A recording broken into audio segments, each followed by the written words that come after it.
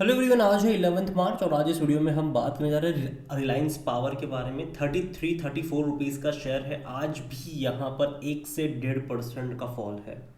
एक महीने में अगर हम देखें तो 13% का फॉल है। ग्राफ अगर आप देखो तो लगातार गिरा था। पिछले हफ्ते बाजार में तेज़ी थी तो इसने भी थोड़ी बहुत तेज़ी दिखा दी थी। 33 से 36 पे गया, लेकिन वापस वही हुआ जो हर बार होता है, वापस से गिरना स्टार्ट हो गया।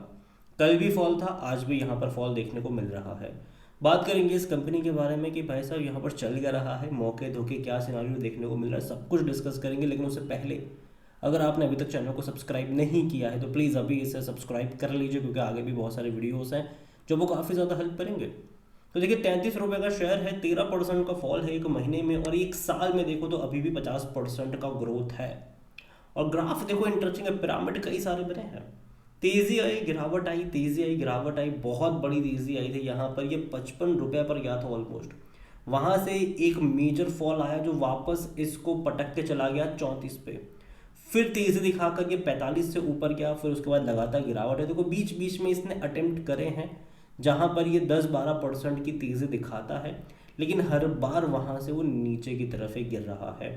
लेकिन अभी का टाइम थोड़ा सा इम्पोर्टेंट होने वाला है, क्योंकि देखो गर्मियों के टाइम पे बिजलियों की डिमांड बढ़ जाती है और ऐसे में पावर सेक्टर एक तरीके से फोकस में आ जाता है। लेकिन अगेन ये तभी होता है जहाँ पर मतलब, क्योंकि देखो रिलायंस पावर अगर आप देखो तो फंडामेंटली उतनी स्ट्रांग नहीं है ये। हालांकि अभी धीरे धीरे बाहर आ रही वो बात अलग है, लेकिन अगेन फंडामेंटली उतनी स्ट्रांग नहीं है।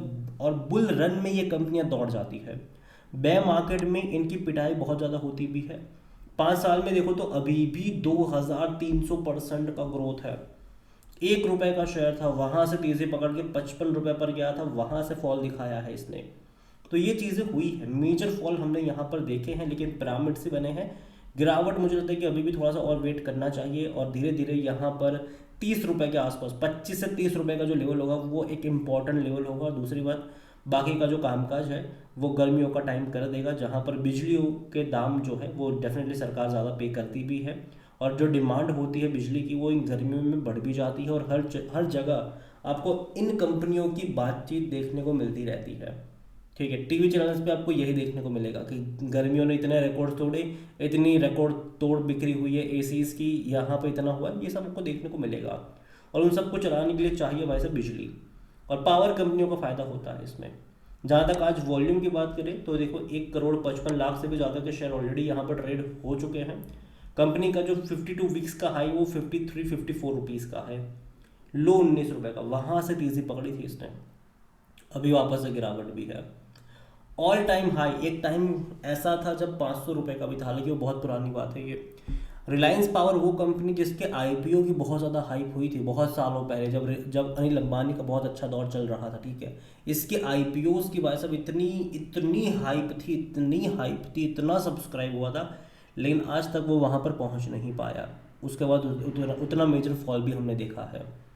मार्केट कैप इसका 13,600 करोड़ के आसपास देखने को मिल रहा है।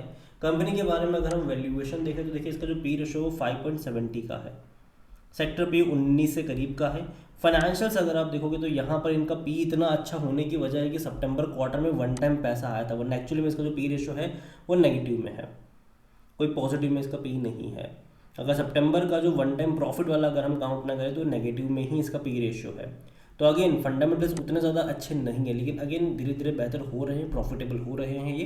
क्योंकि लास्ट दिसंबर क्वार्टर में एटलीस्ट थोड़ा ही सही, लेकिन प्रॉफिट था 42 करोड़ का, रेवेन्यू था 2160 करोड़, जो कि अच्छा रेवेन्यू है और अच्छा प्रॉफिट है। हालांकि उससे पहले का सितंबर के नंबर्स अगर आप देखो तो बहुत अच्छे थे, लेकिन अगेन कह दूँ कि ये वन टाइम प्रॉफिट आया था, वन टाइम पैसा आया था, जिसके चलते देखने को मिल रहा है, वरना एक्चुअली में लॉस ही था। उससे पहले कि क्वार्टर में 97-98 करोड़ का लॉस था। उससे पहले ऑलमोस्ट 400 करोड़ का लॉस था। उससे पहले 1136 करोड़ का लॉस भी किया था इसने। तो ये भी है, कंपनी एक्चुअली लॉस मेकिंग है, लेकिन पिछले 2 क्वार्टर इंपॉर्टेंट रहे। यहाँ पर आने वाले 2-3 क्वार्टर और इंपॉर्टेंट हो जाएंगे कि भाई साहब प्रॉफिटेबल जो हो रहे हैं क्या वाकई में है, या फिर ये 1-2 क्वार्टर का ही खेल है। क्योंकि देखो बीच में भी ऐसा हुआ है कि 1-2 क्वार्टर प्रॉफिट दिखा था इसने, जैसे कि 2023 का मार्च क्वार्टर, जहाँ पे एक झटके में 321 करोड़ का प्रॉफिट दिखाया था इसने, लेकिन अगले क्वार्टर में फिर कंपनी लॉस कर गई यहाँ पर। तो ये होता रहता है। तो यही वजह कि मैं, और 2-3 क्वार्टर इसके इंपॉर्टेंट इसलिए हो जाते हैं कि जो इनकी बातचीत हो रही है कि भाई साहब कंपनी में टर्न अराउंड आ रहा है, कंपनी डेट फ्री हो रही है, ये तभी सपोर्ट कर पाएंगे जब इनके नंबर्स में वो चीज़ देखने को मिले। दिसंबर क्वार्टर डेफिनेटली नंबर एटलीस्ट थोड़े से एनकरेजिंग ज़रूर है, लेकिन अगेन मार्च और जून के नंबर और इम्पोर्टेंट हो जाएंगे यहाँ पर।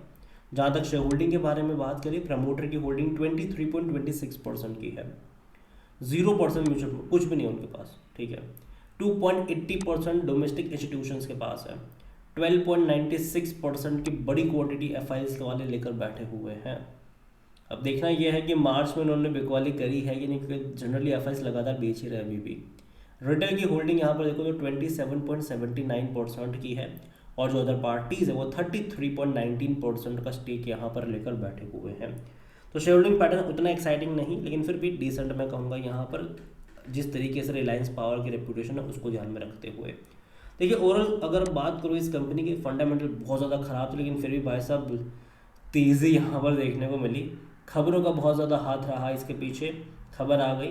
दूसरी बात यहाँ पर अगर आप देखोगे तो काफ़ी ज़्यादा खबरों में रहा पॉजिटिव और नेगेटिव के चलते भी, ठीक है। कुछ पॉजिटिव खबर भी आई, कुछ नेगेटिव खबर भी आई, और इस चीज़ के चलते लगातार ये दौड़ता गया, लेकिन गिरावट नहीं है यहाँ पर। मतलब अगर आप देखोगे तो वैसे 5 साल में पैसा बना है, बस ये है कि हाई लेवल पे खरीदारी जिसने करी 50-55 पे, वो यहाँ पर फंस के रह गए हैं यहाँ पर। और यहाँ पर जो नेक्स्ट सपोर्ट है कहीं ना कहीं वो देखने को मिल रहा है 25 और 30 रुपये के आसपास। दिखता है कि वहाँ पर ये रुकता भी है कि नहीं। और दूसरी बात यह है कि शायद रुकना चाहिए वहाँ पर, रीज़न सिंपल है कि जो गर्मियाँ बढ़ने वाली है, ठीक है, आने वाले महीनों में, आने वाले दिनों में, उससे कहीं ना कहीं पावर सेक्टर कुछ टाइम के लिए फोकस में रहेगा। पावर सेक्टर की बातें होती हुई नज़र आएगी, और ऐसे में चीज़ें थोड़ी बहुत सही, मतलब बाकी की जो कंपनी, जैसे कि मान लो कि अगर मेजर कंपनी दौड़ती है तो ये चीज़ें, ये कंपनी भी साथ में दौड़ना शुरू कर देगी बीच बीच में, तो ये होगा। लेकिन हाँ, ग्राफ जो है वो ऐसा ही होगा कि ऊपर गया नीचे आया, ऊपर गया नीचे आया, ऊपर गया नीचे आया, तो वैसा आपको यहाँ पर देखने को मिलेगा। लेकिन वापस से फॉल दोबारा के लिए तैयार रहना पड़ेगा आपको, जब पावर सेक्टर में जब मतलब गर्मियों का टाइम खत्म हो जाएगा, तो ये होगा। यहाँ पर एक सेक्टरल चेंज भी यहाँ पर हमें देखने को मिलता है। और अगेन पेनी स्टॉक में थोड़ा सा और सावधानी बरतिएगा, स्पेसिफिकली काफ़ी हाई वैल्यूएशन के ऊपर ट्रेड करने वाले पेनी स्टॉक, ये कंपनी अगर आप देखोगे तो एक्चुअली में इसका पी रेशो ही नेगेटिव में है।